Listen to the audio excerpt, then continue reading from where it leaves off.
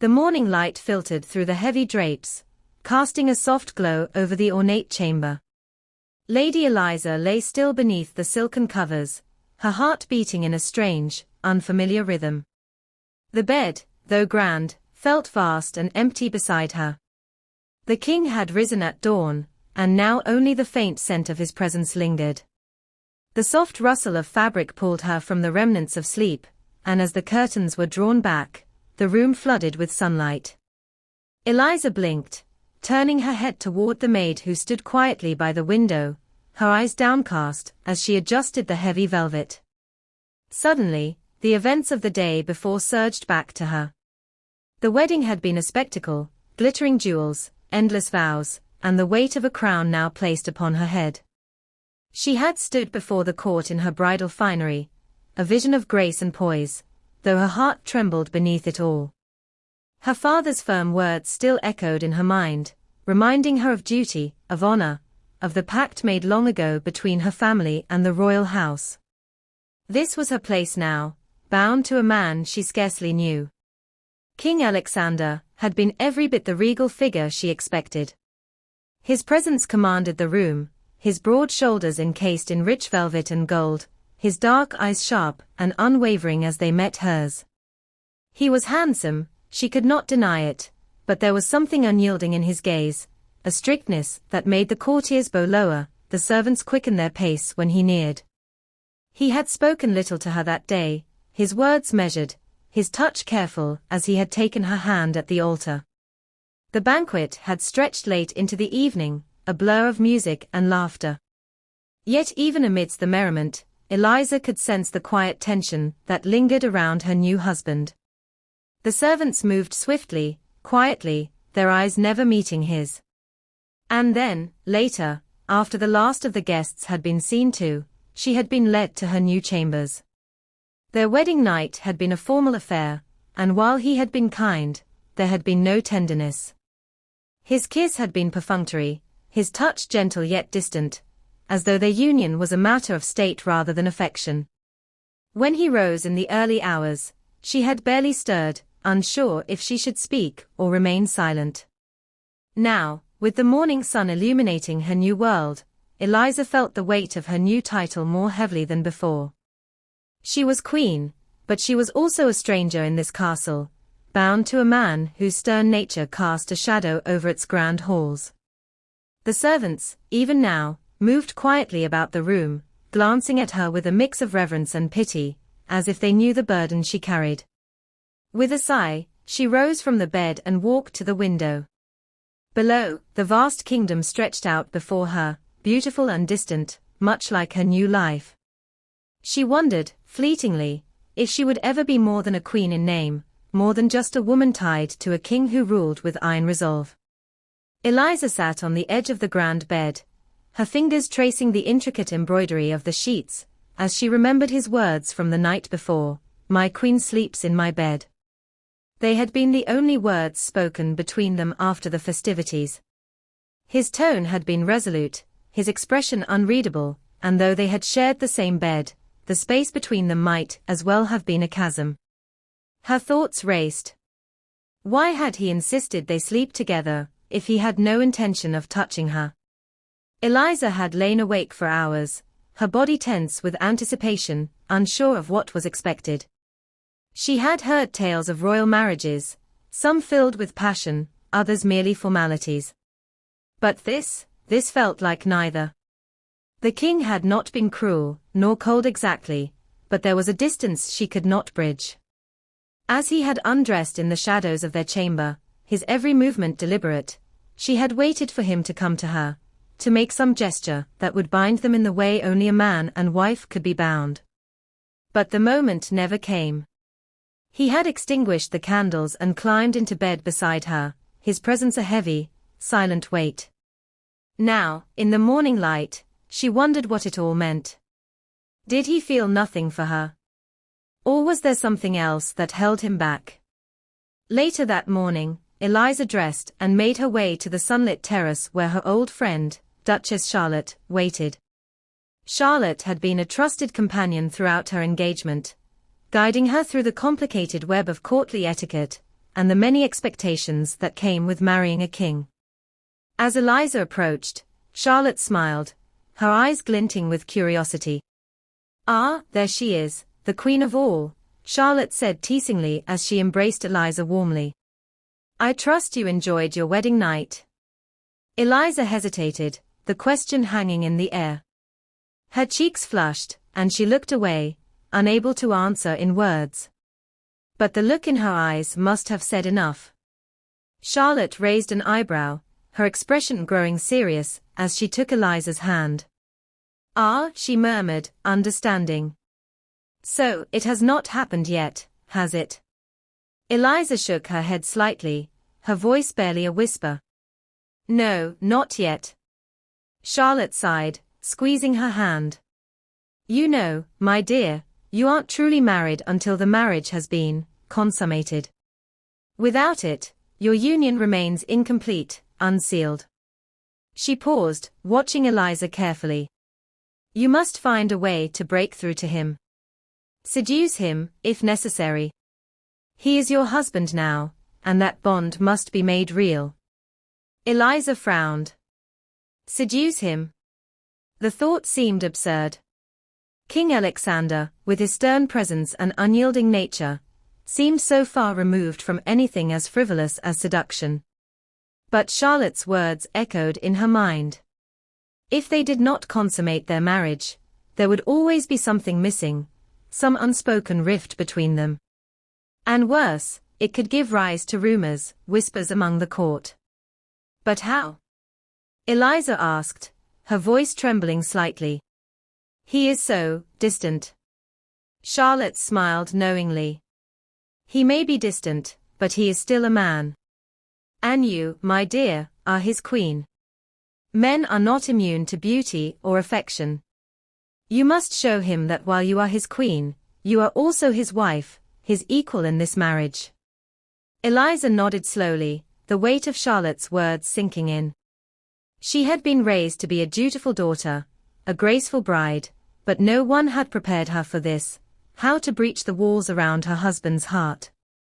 Yet, it seemed that if her marriage was to truly begin, the first step would have to be hers.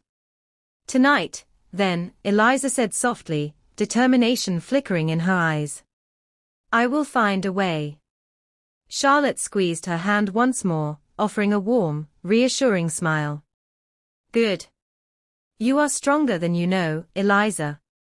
And remember, though the king is strict, he chose you to be his queen. That speaks more than his silence ever could." Later that afternoon, Eliza found herself wandering the grand halls of the castle, her mind occupied with Charlotte's advice.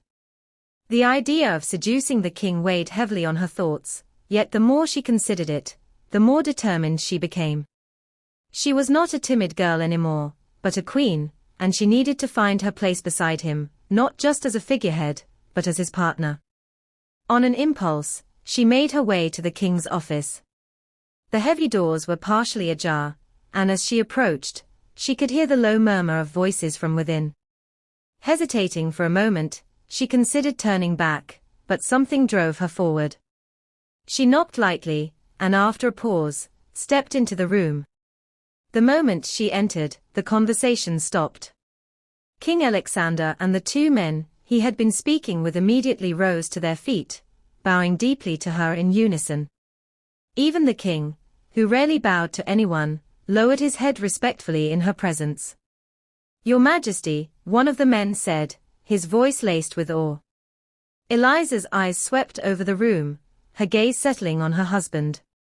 King Alexander stood tall, his dark eyes filled with an expression she had not seen before, something softer, more surprised. He hadn't expected her, that much was clear, but there was a faint smile tugging at the corner of his mouth, a warmth in his eyes that made her heart skip. "I didn't realize you had company," Eliza said, her voice steady though her heart raced. The king's smile deepened, subtle but genuine. "Indeed, my queen," he said, his tone softer than usual. "These matters are of some importance, but I will come to see you shortly."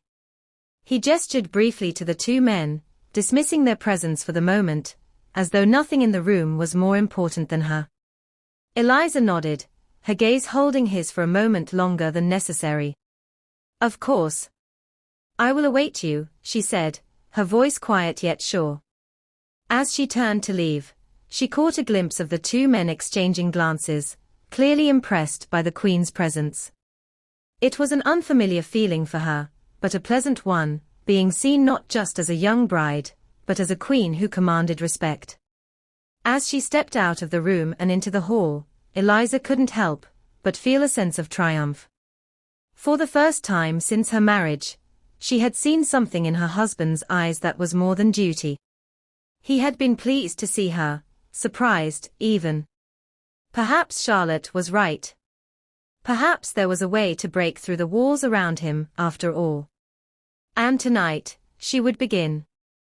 Moments after leaving the king's office, Eliza heard the familiar, steady footfalls of her husband approaching behind her. She turned to see King Alexander standing there, his gaze fixed on her, an intensity in his eyes that made her catch her breath. "Eliza," he called softly, stopping a few paces from her. She smiled, her confidence from earlier returning. "My king," she replied, dipping her head slightly in greeting. She hesitated for a brief moment before asking, "Tell me, does a king and queen not enjoy the privileges of a honeymoon?" His eyes narrowed slightly, as though her question had caught him off guard. "Yes," he said simply, watching her closely. Eliza tilted her head, her voice calm, but filled with an undercurrent of frustration. "Then why have you given me no reason to believe otherwise?" For a second, silence stretched between them. His expression darkened, and he took a step closer, his voice dropping to a low, almost angry whisper. "Eliza," he said, his tone thick with warning, "I am your king." Her heart pounded in her chest, but she didn't flinch. Instead, she met his gaze, her own voice steady but edged with defiance. "Yes," she answered, "a king who has not touched his wife." The words hung in the air like a challenge, and for a brief moment, Eliza saw a flicker of something in his eyes, shock, perhaps, or something deeper, something vulnerable. He looked past her to the guards standing at attention down the hall, his jaw tightening. Without a word, he reached for her hand and led her swiftly toward a nearby room, pulling her inside before closing the door behind them. The moment the door clicked shut, the air between them shifted. He turned to her, his face shadowed by both anger and something else she couldn't quite place. "You should not speak so carelessly in front of others," he began, his voice low but laced with frustration. Eliza stood her ground, her heart racing. "Why shouldn't I? It's the truth." He looked at her, his dark eyes searching hers, and after a long pause, he spoke again, this time quieter, more uncertain. "You don't understand. I don't know how to be gentle with a woman like you. You've never been touched before." For a moment, Eliza was taken aback. His vulnerability surprised her. The stern, commanding man she had married, who ruled his kingdom with unyielding authority, was now confessing an insecurity she hadn't expected. She took a step closer to him, her voice soft but firm. "Who says you have to be gentle?" His eyes locked with hers, and for the first time, Eliza saw the mask he wore slip just enough to reveal the man behind the crown. The air between them was thick with unspoken tension, a blend of desire and uncertainty that neither had acknowledged before. She could feel the weight of the moment pressing down on them both. This was no longer about duty or obligation. This was about them, about the undeniable pull between husband and wife. King Alexander stared at her for a long moment, his jaw tight, as though weighing her words. Then, slowly, something shifted in his expression, something raw, something real. "Eliza," he whispered, his voice rough, "are you sure?" "Yes," she breathed, stepping closer, her hand lightly brushing his arm. As the sun began to set and the shadows stretched across the grand castle, Eliza sat by her vanity, thinking about the intense conversation she had shared with King Alexander earlier. Her heart had raced with anticipation, believing they were on the verge of something new, something deeper in their relationship. But instead of his presence, she was met with silence. A knock came at her chamber door. One of her ladies-in-waiting entered, carrying a folded note sealed with the king's royal crest. "Your Majesty, this was delivered just now," she said quietly, handing the note to Eliza before bowing and leaving the room. Eliza's hands trembled slightly as she broke the seal. She unfolded the parchment, recognizing her husband's precise handwriting. "My queen. I regret that I must leave for an urgent matter concerning the kingdom. It was unavoidable, and I did not want to depart without informing you personally. I am sorry for the abruptness of my departure. Please know that I will return as soon as possible. In my absence, I trust you will carry on your queenly duties with the grace and strength you possess. Yours, Alexander." Eliza sat back in her chair, the weight of the letter settling over her. She read it twice, perhaps hoping for more, something beyond an apology, something that might explain the suddenness of his departure. But it was clear. Duty had called him away, as it always seemed to do. Disappointment gnawed at her, but she quickly pushed it aside. He was a king, and his responsibilities were vast. There would be many more moments for them to address the distance between them. She told herself this as she folded the letter and placed it gently on the table beside her. For the next few days, Eliza threw herself into her duties. She attended council meetings, reviewed petitions from her subjects, and ensured the smooth running of the royal household. There was much to learn, and she found that occupying her time with the affairs of the kingdom kept her mind from lingering too much on the absence of her husband. As she walked through the castle's grand halls, inspecting the preparations for a royal feast, or sat with the court ladies in discussion, Eliza began to feel the mantle of her role settle more firmly upon her shoulders. She was not just a young bride anymore. She was the queen of a powerful realm, and with or without the king's presence, she had a responsibility to lead. But even amidst her royal duties, her thoughts would stray back to that evening in the hallway, to the way his eyes had softened, the way he had looked at her, as if for the first time. She wondered if, when he returned, things would be different between them, if they would finally be able to bridge the distance that had defined their marriage thus far. Until then, she would wait, as a queen must.